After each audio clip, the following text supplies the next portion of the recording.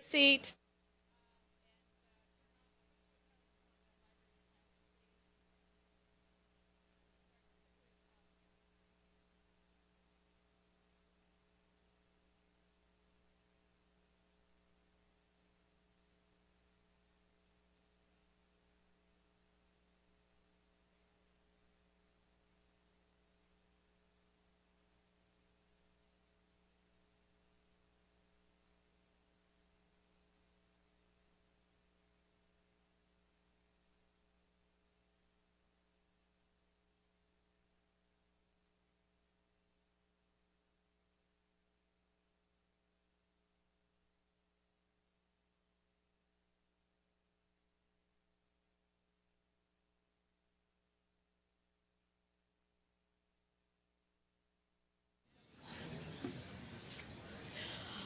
Live from NASA's Jet Propulsion Laboratory in Pasadena, California, and on Mars, I want to present to you the team that has brought us back to Mars tonight.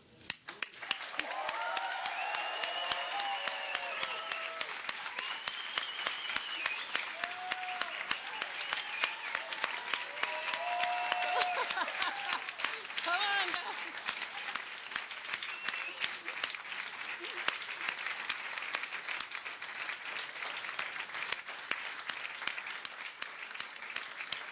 Keep coming.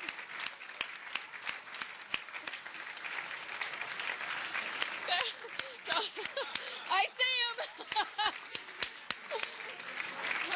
There they are. Woo! There we go.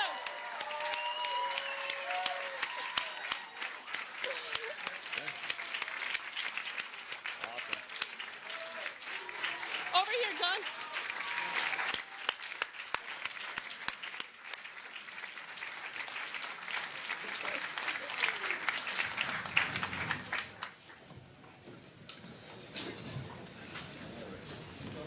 All right, let's give them one more round of applause now that we've got them all up here. Thank you very much.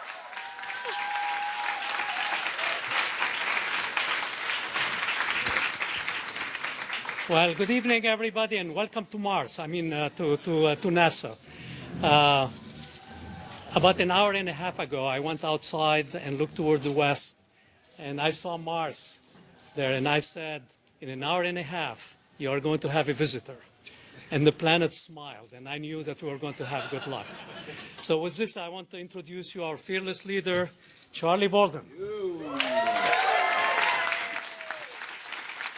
Boy, I'll tell you, Charles, thanks very much. First of all, just let me say thanks very much to the entire team and all the teams not here.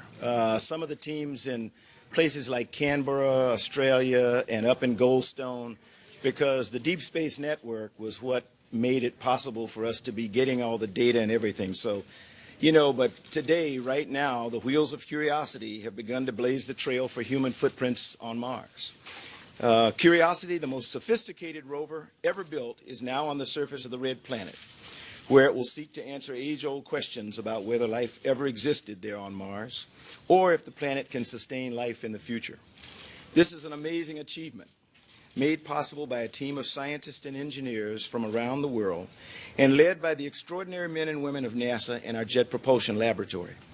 Nothing in robotic planetary exploration is harder, more technically challenging, or as risky as landing on the surface of Mars. And I know most of you are saying, how can he be saying that? It just looks so easy. Trust me. Historically, counting all the missions by all countries, the odds of success are about 40%.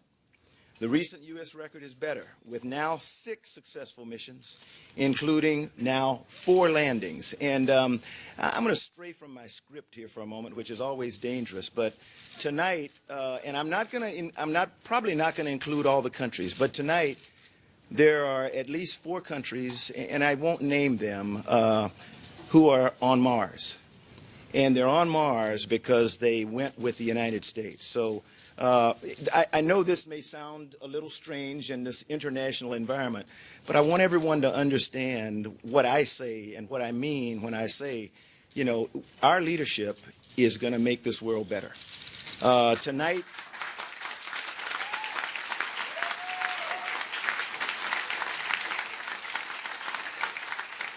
As incredible as our feat was tonight, we just succeeded one more time in raising the bar even higher. New technologies never invented or attempted before were created for this incredible journey. Curiosity's final descent was dubbed 7 Minutes of Terror because in its 7-minute trip to the surface, it had to slow down from 13,000 miles an hour to 0. And I think you've heard this before. That's like driving 65 miles an hour on a freeway and coming to a complete stop in about 2.1 seconds. Hundreds of other things had to go just right, including a parachute slowdown at supersonic speed, 8 rocket engines to power a final descent and final soft landing by a new sky crane landing system. Curiosity will spend the next 2 years seeking answers to one of humanity's oldest questions, as it investigates whether conditions have favored development of microbial life on the red planet. President Obama has laid out a bold vision for sending humans to Mars, and today's landing marks a significant step toward achieving this goal. And now it's my pleasure to introduce to you a very dear friend of mine. He is the President's Science Advisor, the Director of the Office of Science and Technology Policy, and a guy who was sweating through this. And as he told me a little while ago, he thought he was going to throw up at one point. And he's probably mad because I told you that, but my friend, Dr. John Holdren.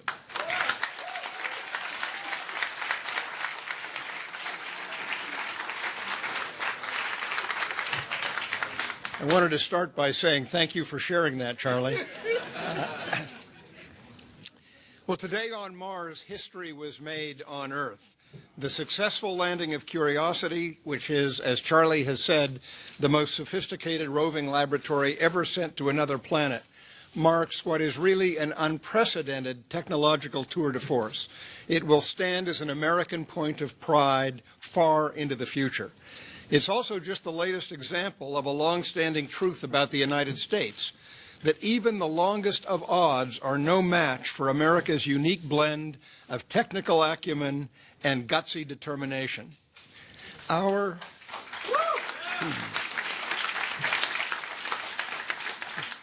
And that's certainly for all of the folks at JPL, at Caltech, at NASA, and our partners whose instruments, as Charlie has pointed out, were on this lander. Big thanks are due to all of them. Our continued preeminence and progress in space and here on Earth in other domains such as biomedicine and healthcare, clean energy, national security, advanced manufacturing, all of this depends on our continuing commitment to science, technology, and innovation, and the passion for adventure that has driven us to explore new worlds. By sustaining our investments in basic research and exploration, we ensure that America will remain at the forefront of the scientific frontier. So I really want to personally congratulate, on behalf of myself, but also on behalf of my boss, President Obama, the team here at JPL at NASA and around the country that contributed to this spectacular achievement. I can only imagine what incredible data and new understandings are going to be uncovered in the coming days, months, and years because of this success. Landing the Mars Science Laboratory rover, Curiosity, on the surface of the red planet was by any measure the most challenging mission ever attempted in the history of robotic planetary exploration. And if anybody has been harboring doubts about the status of U.S. leadership in space, well, there's a 1-ton automobile-sized piece of American ingenuity on the, that is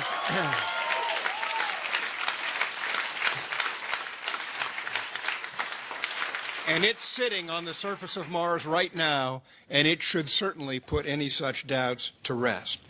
President Obama has challenged America, as Administrator Bolden just said, to send humans to Mars in the 2030s. And Curiosity is going to provide critical information about the red planet and what our astronauts will find once they arrive. The administration is committed to a vibrant and coordinated strategy of Mars exploration and planetary exploration more generally, and continuing America's leadership here on Earth and throughout the solar system. So congratulations again, and long live American curiosity. Thank you.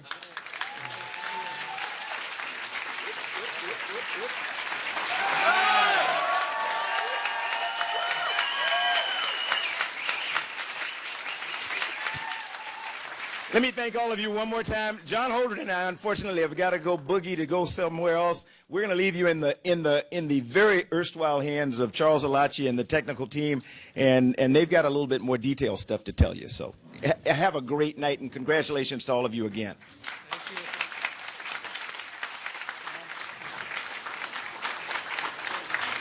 Okay, guys, before we start, we have a new picture of Mars. Come on.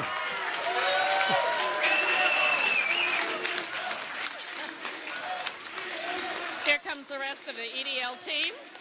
The Mars Curiosity team entering right now. They are quite happy.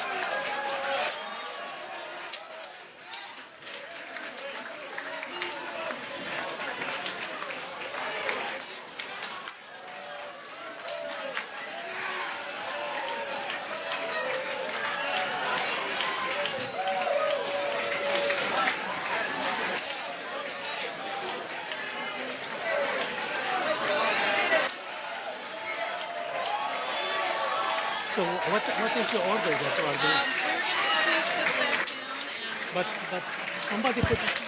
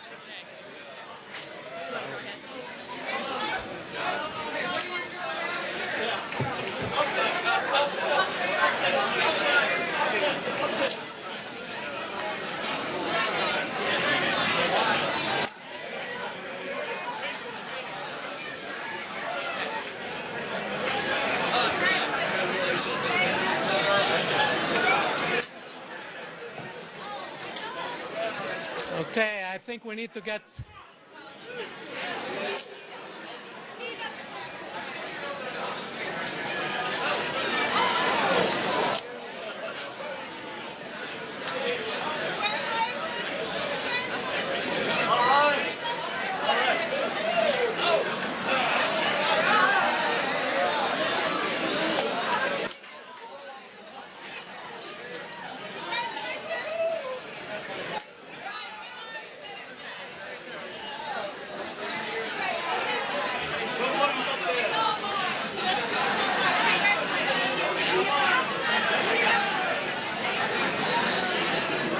Okay, can we get everybody seated?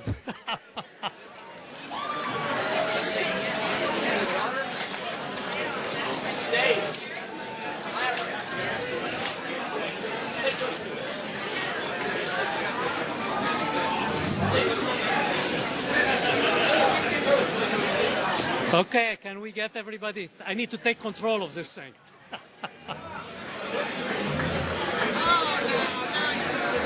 Okay, can we get...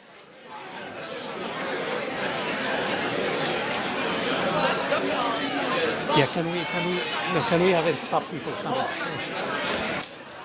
Okay, can we stop, please? Can we get everybody seated?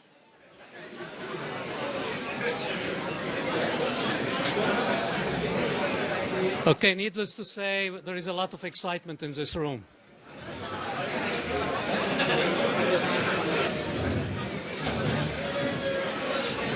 Okay, good night, good evening, everybody.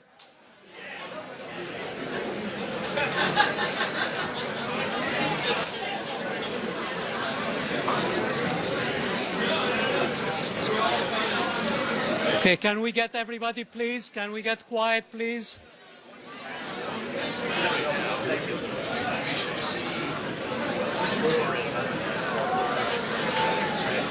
Please, everybody, can we get quiet? I'm sure all of you want to hear about how things went. Well, tonight was a great drama that was played. I felt like an adventure movie, but in reality, I kept telling myself, this is real. This is real, what's happening. And what a fantastic demonstration of what our nation and our agency, can do. I could only think of the words of Teddy Roosevelt as I was sitting there. It is far better to dare mighty things, even though we might fail, than to stay in the twilight that knows neither victory nor defeat. And the team brought us victory, today. I can also only think about the Olympians. Here we had our team, which went to the Olympics. We were not sure we were going to win, but this team came back with the gold. So thank you, guys. We are so proud of you.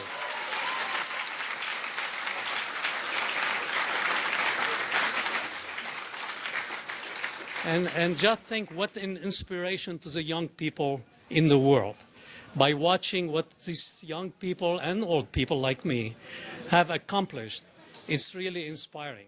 I just was talking to my daughter and she was crying, about it, how exciting this is, how inspirational. So we hope that the tens of millions of people who have been sharing this adventure with us will be the people who will be carrying the torch, and continuing our exploration of the solar system. And what a bargain that we got this mission for. This movie costed you less than $7 per American citizen. And look at the excitement that we have brought and the inspiration that we have brought.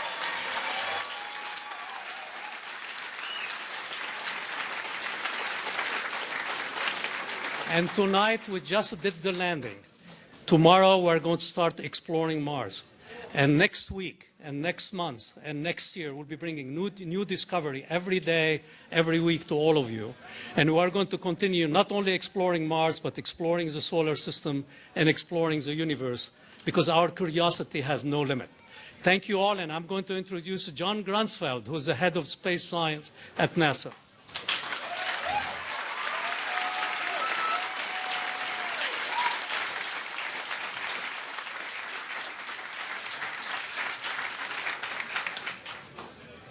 Much. Do we have sound? Great. You know, we said before landing this afternoon, Charles and I here, that Mars is hard and success is not guaranteed. There are many out in the community who say that NASA has lost its way, that we don't know how to explore, that we've lost our moxie. I want you to look around tonight, all those folks with the blue shirts, think about what we've achieved.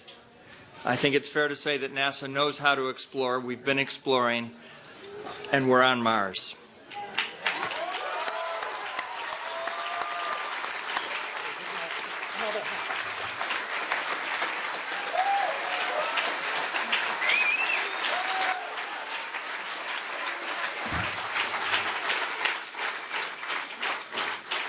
And while it certainly is an international collaboration, and we welcome the participation, this feat that you've seen tonight is something that only the United States of America can do, and the rover is made in the USA.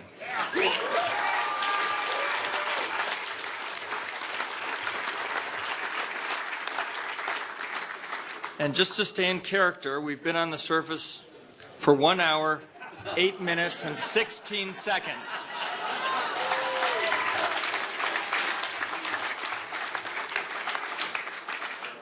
The last 8 months, and certainly for the 7 minutes of terror, has started to weave, an unbelievable story. As we get ready to transition to surface ops, I think what we really need to pay attention to now is that the Curiosity story is just beginning. And with that, I'll turn it over to the team. Pete, that's the guy in charge of this project.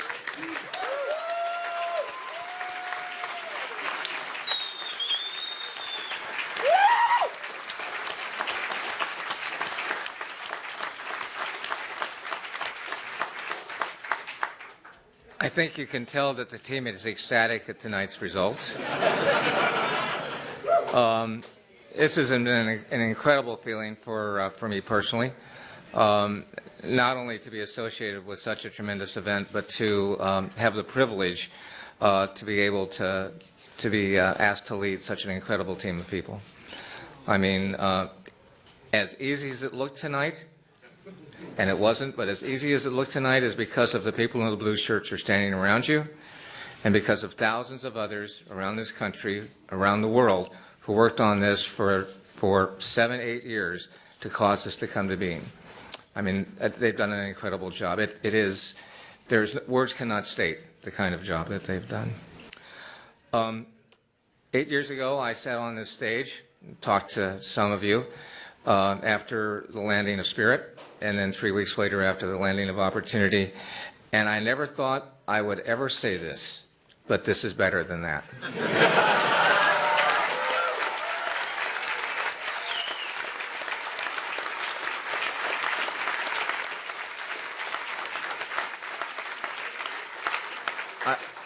I want to thank everyone who worked so hard on this project directly. Some of the people who've left the project because their work has been done, but they're with us in spirit tonight and have shared in the success. I want to thank, and I want them to thank, all the support of them, their significant others, and their families and their friends. This work is very hard. It's very demanding, and without the support at the home front, it can't be done successfully. And I know that my wife is, without whom I could not do this job, is a wonderful person. I'm sure that the team shares that attribute with their families as well. But I especially want to thank, and I especially want to recognize the gentleman who's sitting to my left, and that's Richard Cook. He has put blood, sweat, and tears into this project. But believe me, we would not have been successful without him tonight. And when you look at his record, Pathfinder, 2 MERS, and this one unparalleled in the country today. I mean, just unparalleled.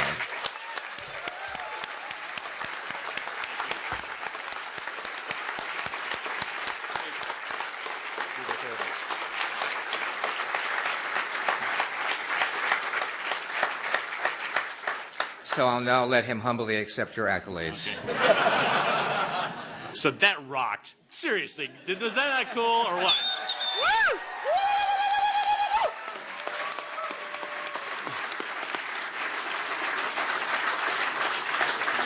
I have been lucky enough to have done this now 4 times, and it never gets old. Seriously, it's just a great experience. And there are some people out there, Rob Manning and Dara Sabai and some of the other folks who have done this as many times, and I know they've all just had the exact same experience as I did tonight, which just gets better every time. It just is amazing. Pathfinder was great, but we were young and stupid, frankly. And now to have an appreciation for how hard it is and how much effort it takes from as Pete said, a team of hundreds and thousands of people around the world is it's inspiring, and it's a little bit overwhelming at times how much effort has been required and how much everybody deserves this great success we've had. I can't let Pete compliment me without returning it. And, you know, there is the guy who's been in charge of 3 of these things. There's pretty much, I think nobody else in the world has that record to be the project manager for 3 Mars landings. And so I think that he's going to have that, no matter what he does from now on, he's going to know that he's the only guy in the world that's ever done that. So good job.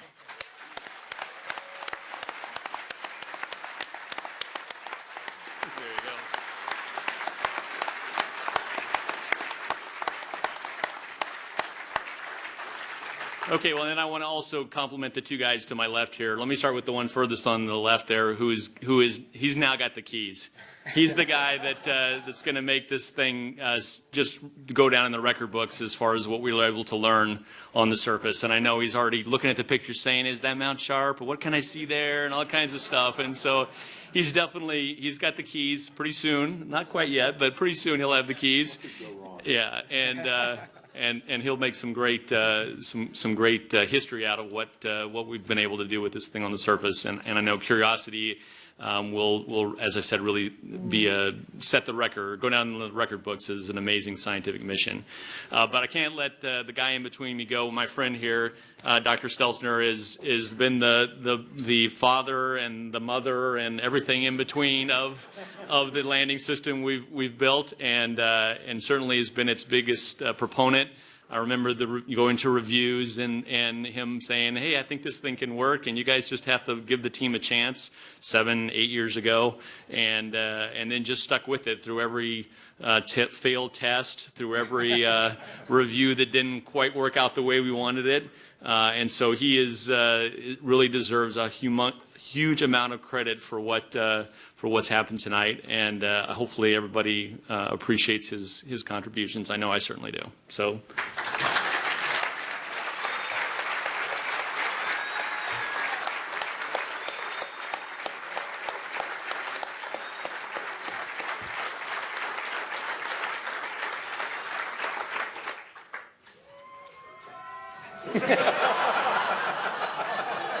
Say something profound. I am terribly humbled by this experience. I, forever, secretly, have felt that I do not deserve to be in the position of leading the team that I lead, because they are certainly in sum and largely by count of individual more capable than I.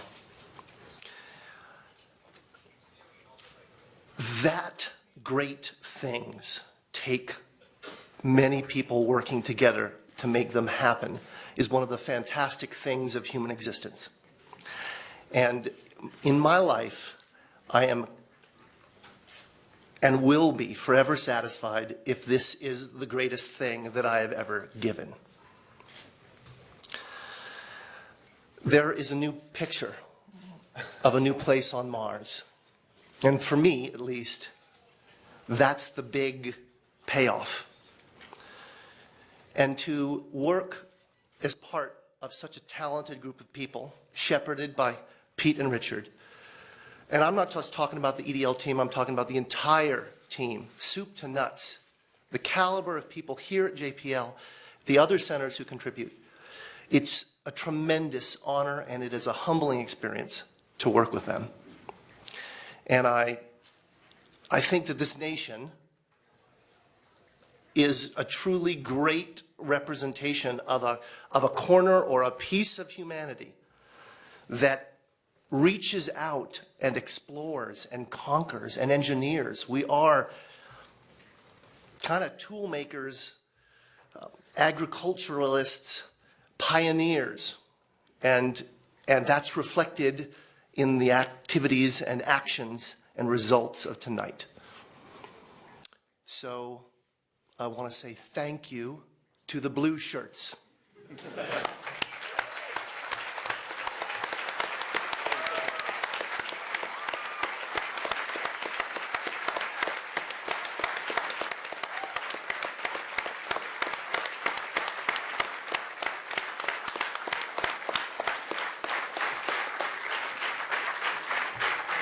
Adam, I want to say something.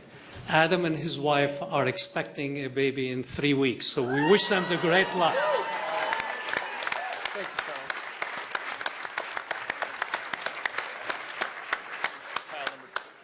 Child number 2. Yes, my second daughter comes in just a few weeks here. My wife has been calm at home, or actually she's in Beckman Auditorium, but she was debating because the last thing we didn't want to have is 2 babies born on the same night. A couple of other groups of folks that I'd like to thank, that I think we all are thankful for. Certainly this beautiful theater of tonight, the drama of us all being able to experience it together, comes through the efforts of the Odyssey project and the Odyssey spacecraft and that team being able to get that bent pipe UHF telemetry to us. Unrivaled in the experience for all of us. And naturally, the DSN and the X-band telemetry that really allowed us to back that up. So please, a round of applause for our comm.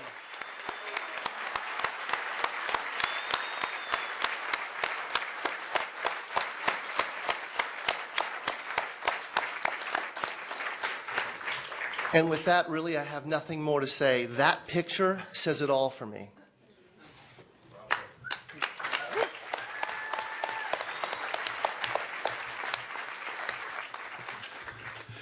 Thank you, Adam, for getting us on the surface. I think that is the best picture of Mars I've ever seen. And I can guarantee you in the days, hours and months and years from now, you're going to be hearing about an incredible science story, and I'm not going to bore you with that tonight. You're going to have to wait for that one, because on behalf of everybody on the science team, 406 team members, we thank everybody that was involved in this enterprise, Charles, Pete, Richard, Adam, everybody that pulled this together. There were over 3,500 JPL employees. I won't count contractors and subcontractors, but I'm sure there were thousands more. 9 science instruments, 10 science instruments, 9 principal investigators, 7 countries, Germany, France, Spain, Russia, Denmark, Britain, Canada. All of us are the beneficiaries of your hard work. We've hardly even scratched the surface, and you're seeing it right there. And I just want to leave you with one thought about what this success brings to everybody that is involved in this enterprise. There is no greater inspiration for middle school children that are going to math, science, and engineering than a mission to Mars. The number of hits on the website is unparalleled. The emphasis on the excitement that this generates is what we bestow upon our children. The money, $2.5 billion, we don't put it in the rover and send it to Mars. We spend it here on Earth. And Charles mentioned at the beginning that this whole enterprise, if you divide it by every woman, child, man in this country, comes out to be the cost of the movie. I know I speak on behalf of all my colleagues in science. That's a movie I want to see. So thank you all.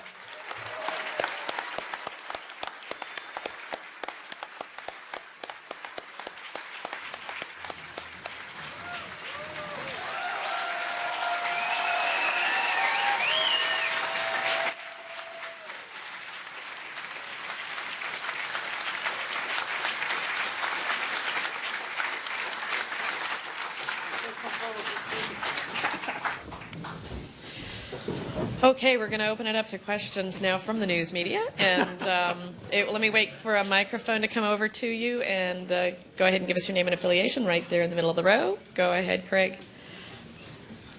Hi, Craig. Help with America's Space. Adam, tell us about the landing. All right, Greg. I can't tell you too much about it. I mean, it looks good. I'm being a little flip. In short, it looked extremely clean. We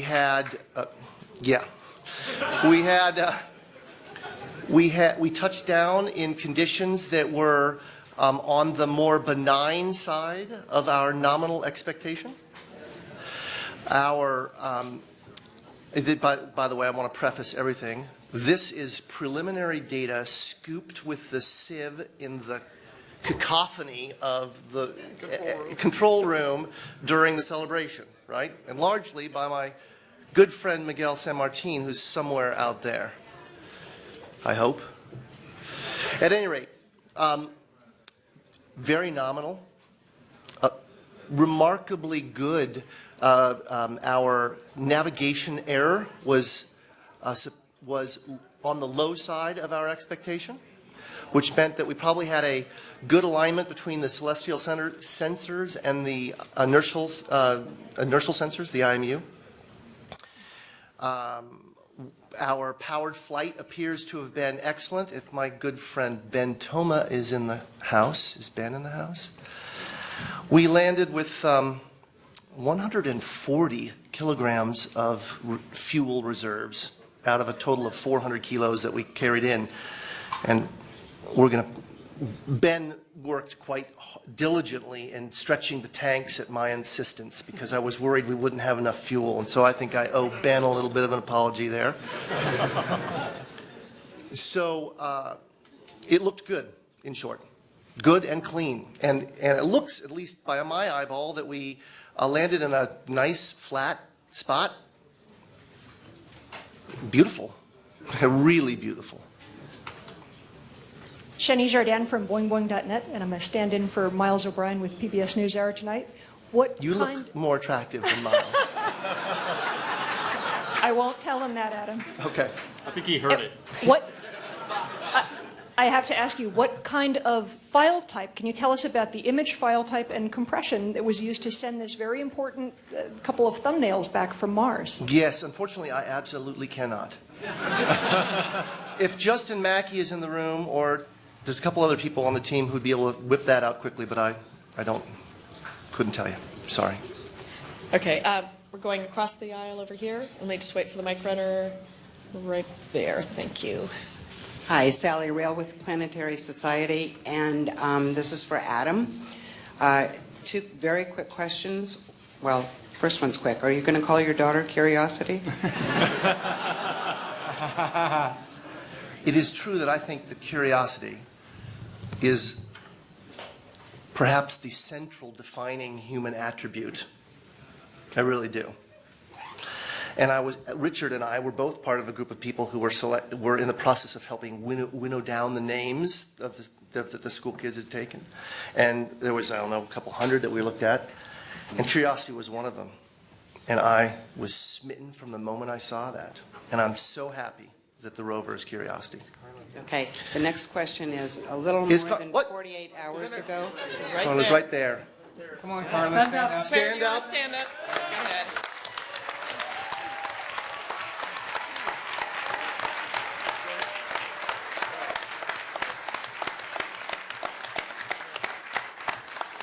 My daughter's name will not be Curiosity.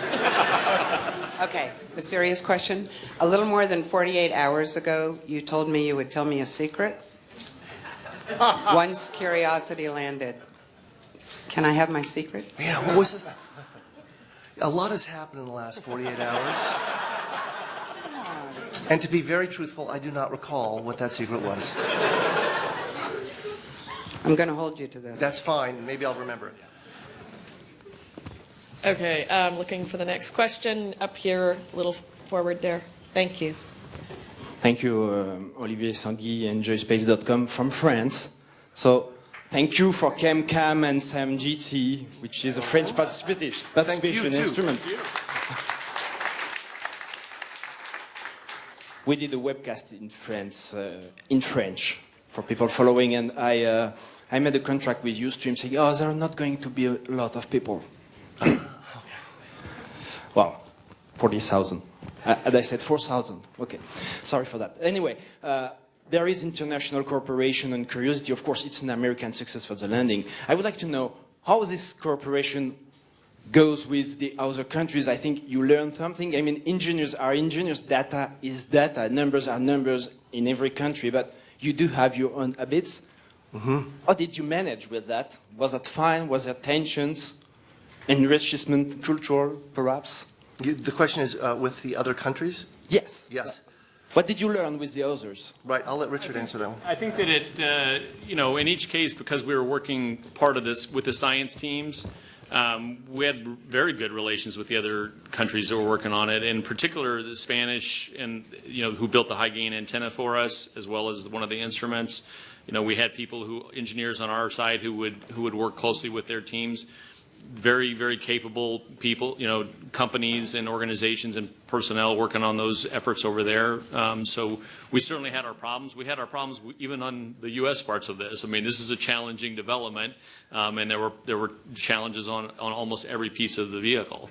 So I think that my experience with working with the overseas elements was very good. That they're quite capable, and I think that hopefully they'll gain the expertise they gain on this project, they'll be able to take that and to use it on their own endeavors in the future. So. Okay, we're going next over here. Leo Enright from Irish Television. The unmanned spaceflight website has coordinates for the landing that go down to something like 5 decimal points. I just wanted to confirm with you that you do have those sort of coordinates. And am I reading those coordinates correctly when I see that it looks as though you've landed within 500 meters of the skirt around the mountain? That, I mean, you're really very close to the mountain at the closer end in the landing ellipse, and possibly within striking distance of the phyllosilicate trench. I can't confirm that. My estimate, I'm looking for somebody, yes, there's somebody in the audience here who has that in the tip of their noggin. We should have soon that estimate, but I don't have it to 5 decimal places. We wouldn't report it to that because we're certain that we don't know it to that. And I don't know what the unmannedspaceflight.com estimate is.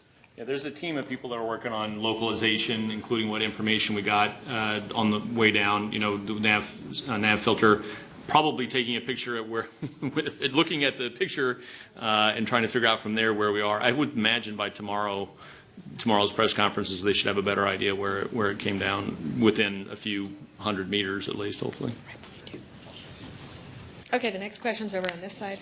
I'm Chief Fan from TVBS Taiwan. We also have a live event in Taiwan. This is actually a question from our audience, which is, I think she's like around 10 years old girl, and she wants to know if it is possible, if there is any opportunity that JPL would consider to open up the opportunity for students to operate Curiosity in Mars, and then especially students from overseas. I want you to know if the answer is yes, I want to say my name right now.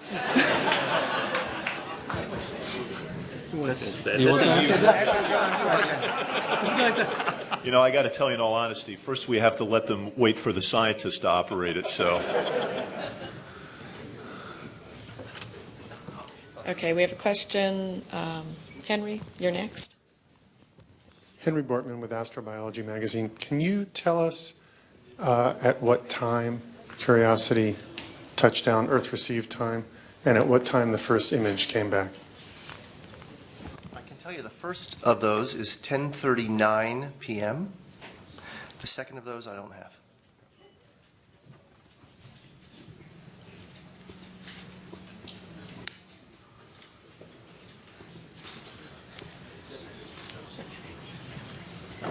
Go here in the center of the row.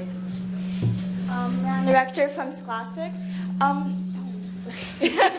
Both Charles and John said that this is very much of an inspiration to young people. Can you tell me what inspired you when you were growing up? What made you decide to join NASA and do all of this amazing work? Let me start. I was inspired by the first astronauts, the Gemini program, the Apollo program, and specifically here we are still in the heart of summer. And I remember being brought into the mess hall at summer camp to look at a small black and white TV along with a couple hundred other boys. It was a boys' camp in central Wisconsin, to see Neil Armstrong and Buzz Aldrin land on the moon, July 21st, 1969. And that stuck with me and inspired me to go on to become a physicist, a scientist, to study math and science throughout school, eventually to apply to the astronaut corps, to go to space. And I hope, and it was a dream of mine for this evening, and I think we've achieved that, that for kids today, actually for everyone today, that this landing of Curiosity on the surface of Mars will be an inspiration that will lead people to think about the great science that's ahead of us and to go on to do great things. Someone else? Sorry, Rob is making gestures at me out there in the audience, so I'm not sure what, I'm trying to interpret what he's doing. I mean, I think the thing, so the kinds of, I didn't have a specific activity or a thing, like John said, that inspired me, but so much as being able to do problem solving, right? And the thing that we do here, and NASA does, and JPL does, is we solve problems. And we solve problems that involve obviously very state-of-the-art activities, but also things that require large teams of people working together in a really intimate way that is really different, I think, than almost any other human endeavor. It's amazing to solve a problem as complicated as landing on the surface of Mars, where you're utterly dependent on a team of 100 or 200 or 1,000 other people to do their parts and to do it, to solve their problems and have all those problems work together. And it's just the scale of that endeavor, that problem solving, that is what got me attracted to working for NASA and for JPL. And I think that's, if I were to talk to my kids or to kids, to go in this field, that's the kind of thing that NASA and JPL does. And it's really, if you're interested in that sort of problem or in that sort of activity, this is the place to come and do it. Okay, go ahead. Raphael Jaffe with Aerotech News and Review up in Lancaster. What am I really seeing in that photo that is behind you? And I heard something about a second photo, shadow of the Curiosity being seen, and wheels, or a wheel of the Curiosity. So could you lead me through that photo? Maybe John or Adam or somebody. Thank you. Well, I can just tell you, I mean, yes, what you're seeing in the first picture that you said, that was the shadow of Curiosity there in the view. These are the rear HAZCAM views, so we're looking out the back of the rover. I don't think we got any of the front HAZCAMs. That's front. Oh, is it front? Okay. Yeah. Thank you. It's front. There we go. The other one is the rear, and that is the wheel you see in the lower corner there. We do expect to get more pictures back in this upcoming Odyssey Pass, which hopefully will be in about 25 minutes here, so we'll get yet more pictures. And these images were actually through the cover. And actually, if you go back to the other one for a second, can you switch to the other picture? You can see those little speckles around the black little dots or speckles around the outside, which is probably dust kicked up, during the landing event that's stuck onto the covers. And so it's good that we have covers because now we'll take those covers off, and hopefully those specks of dust will not be visible in the next set of pictures we get. Okay. Burkhard Bilgo, the New Yorker. I may be imagining this, but the one time during the landing the temperature seemed to drop in the room was when Adam asked for OD 278, and they said, no, we only have 277. What was happening, or was it anything of significance? No. We are, as we're coming in, the navigators are continuing to make OD's orbital determination, where the spacecraft is, and updating, and they all have numbers, an estimate, an estimate, an estimate. And they get better as Mars grabs us, and the pull of Mars reduce some of the inherent uncertainty in that estimate.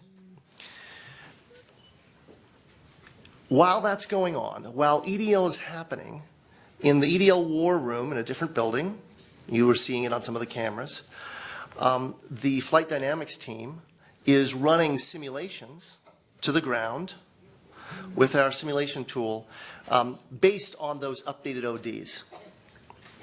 And so I had seen that OD had 228 come up, and I was asking if they had that, because I had it, and they didn't have it over there yet, and they hadn't started it.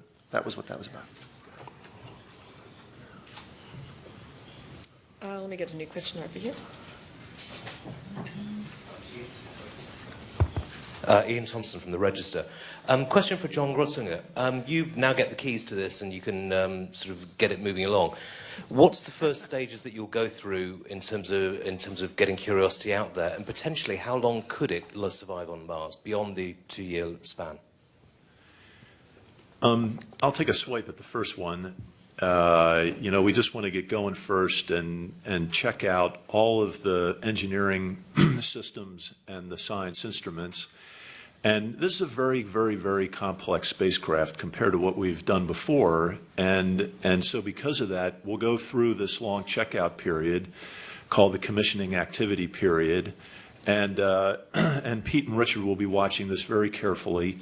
And we're going to make sure that we're firing on all cylinders before we blaze out across the plains there.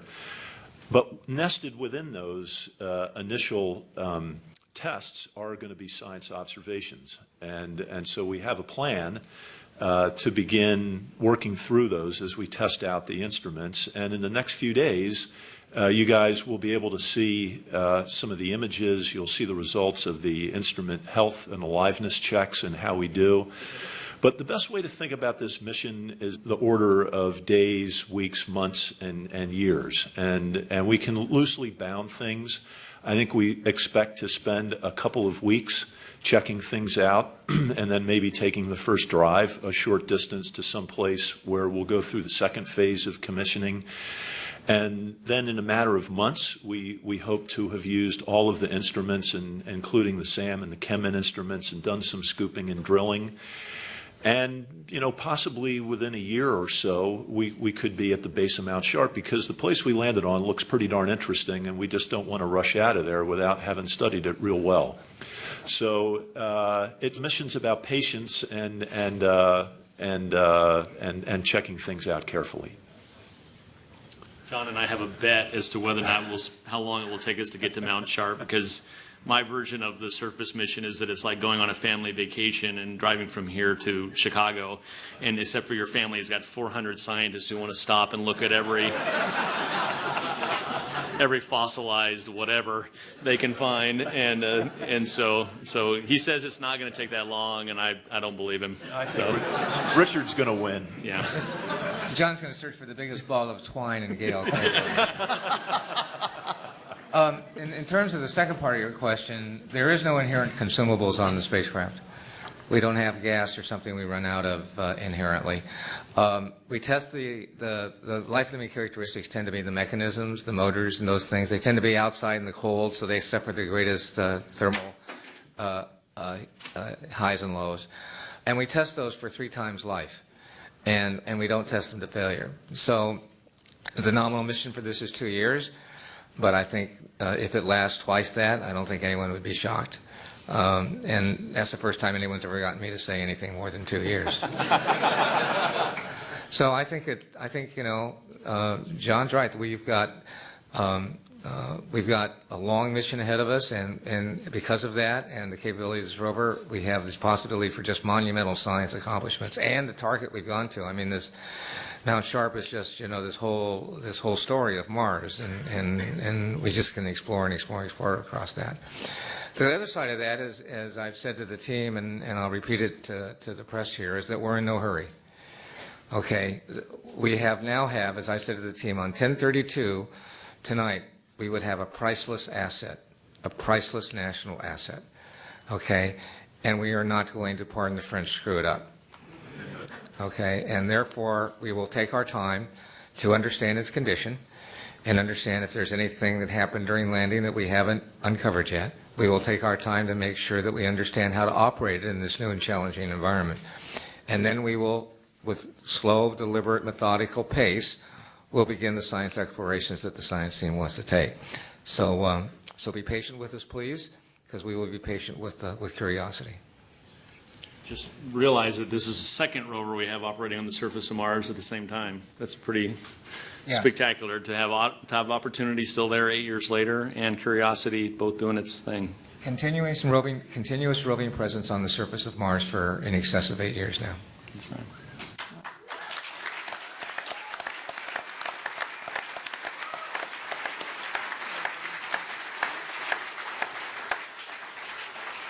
All right, with that, we're going to end tonight's news conference. We know that there is a next Odyssey pass coming up at about 12:40, and we're going to let you all take your time, get back up there, and get back to work. And I want to thank everyone for joining us. Stay tuned for our next commentary session that we will begin at around 12:30 for that overpass of the Odyssey spacecraft, and then follow the mission. Stay with us at www.nasa.gov/MSL for more updates. Join us tomorrow for another news conference at 9 a.m. Pacific time. Thank you so much.